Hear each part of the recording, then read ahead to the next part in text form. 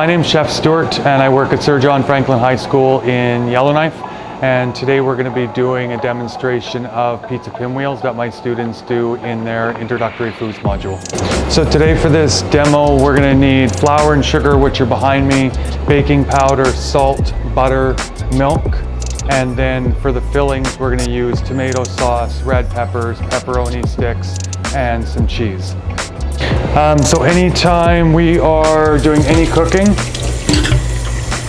we need to set up a sink of soapy water and wash our hands really well. And then that sink's gonna work for us as we're getting our dishes done as we go through. So the first thing we need to do is start with the dough, because it's gonna need to rest for a little bit before we can actually roll it out and get it made into the pizza pinwheels. So the first thing we need to do is measure out 2 cups of flour. Anytime we're measuring flour, you want to make sure that you've got a heaping scoop. You don't want to tap it or tamp it or shake it or compress it down in any way, because you're actually going to end up getting too much flour for the recipe. So then just cut it level and then into the bowl. And then we need a second one, the same thing. So make sure you cut it level. And then you've got your 2 cups of flour. We need 1 tablespoon of sugar. Same thing, this one we can shake level because it's not going to compress the same way. 1 tablespoon of baking powder, which we measure exactly the same way, heaping and then cut it level. This we're not going to need anymore, so anytime I'm done with something, I'll take and I'll get it into the fridge. Sorry, not the fridge, the sink. And then we need a pinch of salt.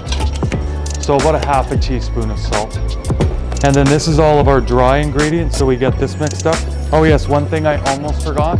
We need to make sure that we get our oven preheating, because whenever you're doing any baking, it's going to be the one thing that's going to slow you down the most if you're standing and waiting for your oven to preheat. The other thing is baking powder is actually double acting.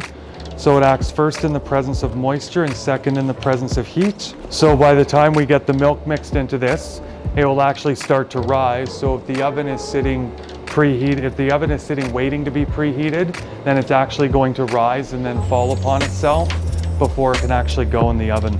So the next thing we need to do is get the cold butter in for the biscuits.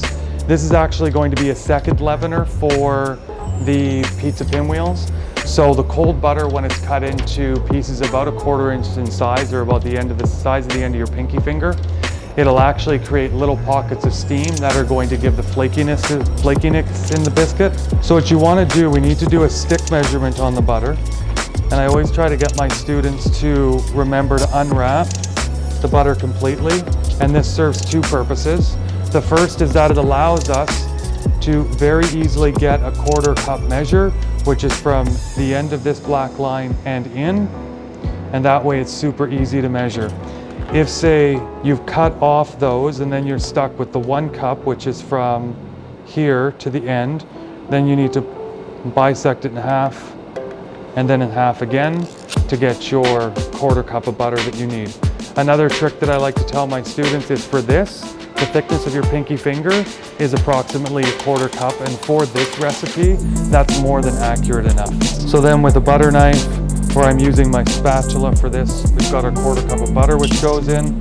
The second reason for unwrapping it completely and not cutting through the foil is to make sure that you can get the ends covered so that when it goes in the fridge, it doesn't get.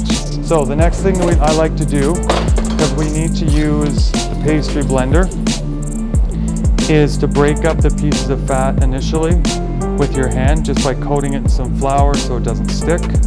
This is why we make sure to wash our hands really well at the beginning, because we have these 2 really good tools on the ends of our arms. So they actually work really, really well. So then we start to cut the fat in with the dries with the pastry blender until it gets to the size of the end of your pinky finger. It doesn't take very much, using the sides and the bottom of the bowl. If you don't have a pastry blender at home, you can just do this with your fingers, just breaking up the butter into smaller and smaller pieces, making sure not to hold on to it too long.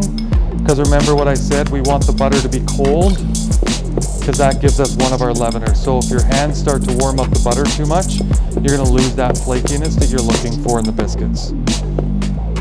So by the time you get to that stage, where you've got pieces about that large in it, then you know that you're there. So your recipe that you're gonna see that's attached to this is going to say to make a well in the center. The well is nothing more than a fancy way of saying a hole. Just gives somewhere for the milk to go and allows the dough to be more evenly mixed and more hydrated. So we need a scant 1 cup of milk for this. Always make sure that you're measuring level down with your wet measure. So to slightly less than 1 cup, otherwise the dough might end up being too sticky. Make sure you are using a wet measure for measuring wets, because even if you're going up to your full 1 cup, you still have the head space in the spout. Many times my students will use the dry measures for measuring liquids, but this you need to get it flush up to the surface. So typically they won't get a full 1 cup. I know this is a half cup measure, but they'll leave a little bit of space so they can move it, which is gonna end up meaning that there's not enough liquid going into the dough. So the next thing we need to do is get the milk into the center.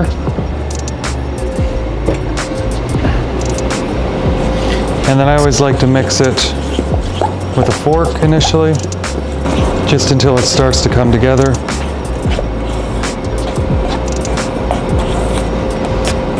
And then we just get the dough kneaded a few times. You don't want to over knead it, because then you're going to end up with a tough biscuit dough. And then the next thing we're going to do is get this wrapped in the fridge, because we've started to form gluten here when you mix the milk with the flour. So we need to give it about 5 or 6 minutes for it to relax in the fridge. And then paper towel is probably your best friend for getting flour off the surface before you go to the washcloth, because otherwise your washcloth is just going to end up completely full of flour. And now what we need to do is get our fillings ready. So for this, we're going to need a cutting board. You always want to anchor your cutting board down with the damp cloth, because if not, it's going to end up skating all over the surface. You're going to end up chasing it around and be more likely to cut yourself. So anchor it down and then hold it steady. Always keep your knife edge away from you. That way you're not going to accidentally hit your fingers into it and cut yourself. So for this we need peppers, pepperoni, and cheese. So always open up and clean out your peppers, getting the seeds and the membranes out. It's always easier to cut the pepper from the inside. Notice I'm keeping my fingertips back.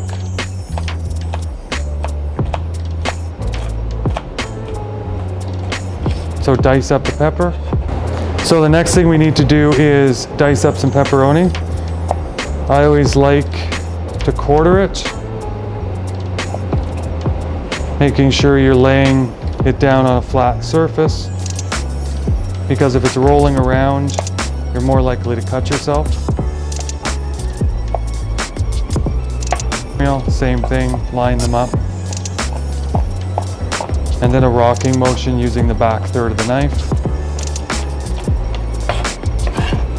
And then everything can go into the same bowl in these ones, because it's all going to get mixed in together. I have some grated cheese already that was left over from my students making omelets, so we'll use that up. But we are going to need a little bit more. We need about a cup of grated cheese, which really is enough that'll fit into your hands when they're both cupped together. Okay. I will need the cutting board again.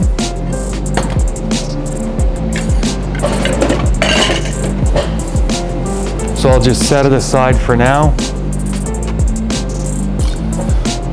The dough has rested and we're ready to get it rolled out.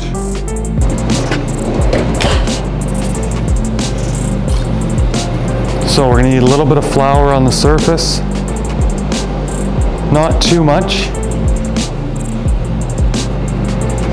because we don't want to mix or knead any more flour into the dough than we have to.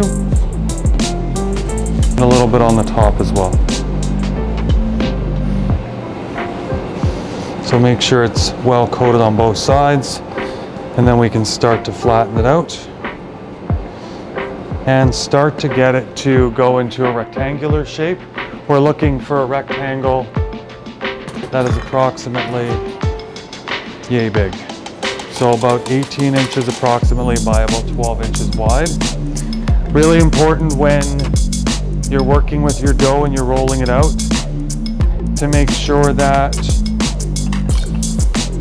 it's not sticking to the surface or the rolling pin.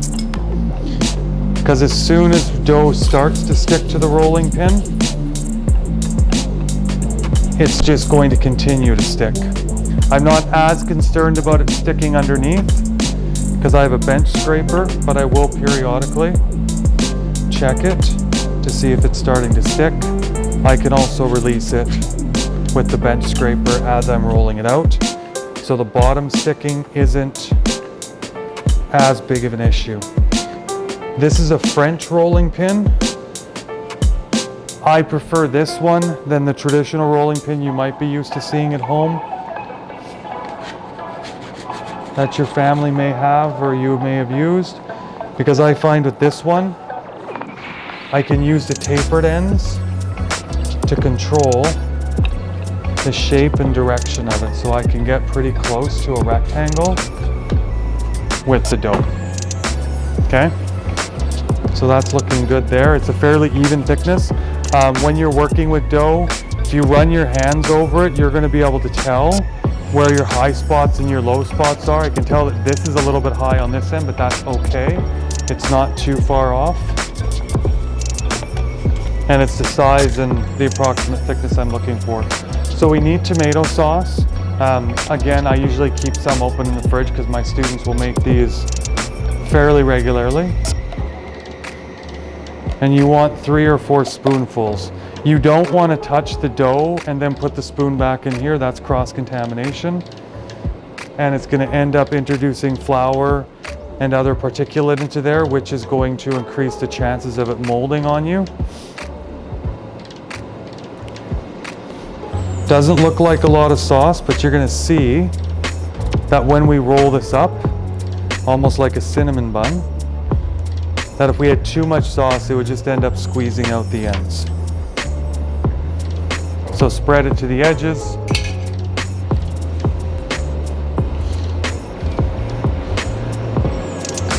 Oven's almost preheated. So by the time we finish this, the oven should be good to go.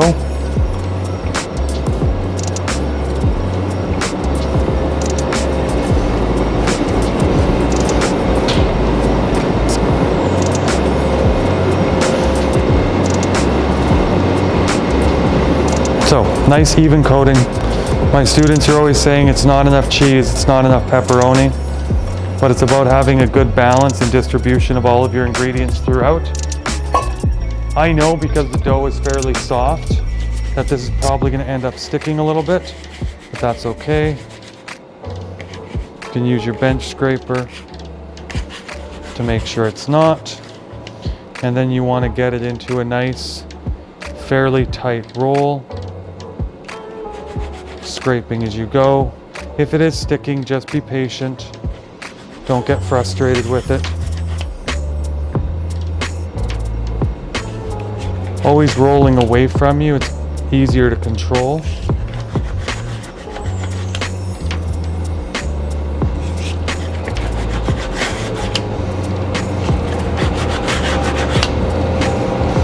Then once you get it rolled, tuck in your butt ends because you're going to want an even thickness for cutting.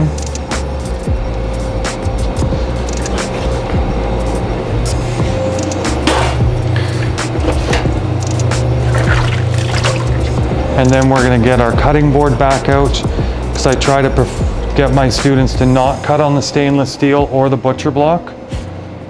The stainless steel is the same material as the knives and it will dull it.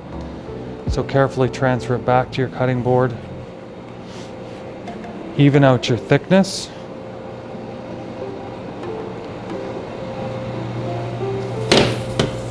And then we're going to need a sheet pan and parchment paper. And our knife again. I hate to be the one to break it to you, but fractions and math is going to be something you're always going to have to do. So we need to get this into 12 even thicknesses. So the easiest way to do that is to start cutting 1 in half. So we have 2 in half again for 4. Then we're looking for 12. So we're going to take each of our quarters and cut them into thirds. Last time I checked, 4 times 3 is 12. And then we take our ugly butt ends, put them butt side down, so that you're actually not going to know which ones are the less desirable ends, because they all have enough filling. So reshape them, even out the thickness. Because in these ones, the thickness is going to determine the bake time more than the diameter or how wide they are.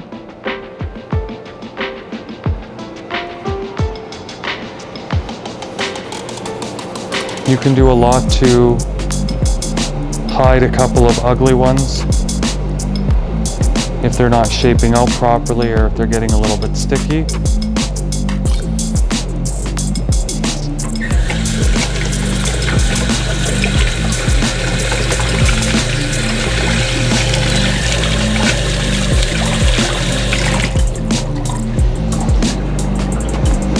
Again, washing my hands constantly as I'm getting the dishes done, as I'm going through the lab. And then these go into a 425 oven in the center for 18 minutes. And then they'll be good to go with that. The recipe that's going to be posted with them is going to say probably 12 minutes, 12 to 15 minutes. I tend to like them a little bit more baked and a little bit more on the brown side than the lighter side, so I tend to bake them a little bit longer. 18 minutes for me is a good benchmark for time. So the pinwheels are done, 18 minutes. We can take a look at them. That's pretty much what I'm looking for. Always make sure when you're taking stuff out of the oven that you're opening up the oven door the entire way, because if the oven, say, is like, back up your camera there, sir. If the oven's like this and you're trying to reach in, you're more likely going to be to burn the top or the bottom of your arm. So that's the color that I'm looking for. Nice golden brown, well risen. So they're just going to go over here and sit on a cooling rack. Children. And yes, you can use that if you want. So yeah, I just like to slide the pinwheels onto the cooling rack so that you can get some airflow, and we can also slide them off the parchment paper as well, and they'll actually cool a little bit quicker that way. And it also stops the bottoms from getting soggy.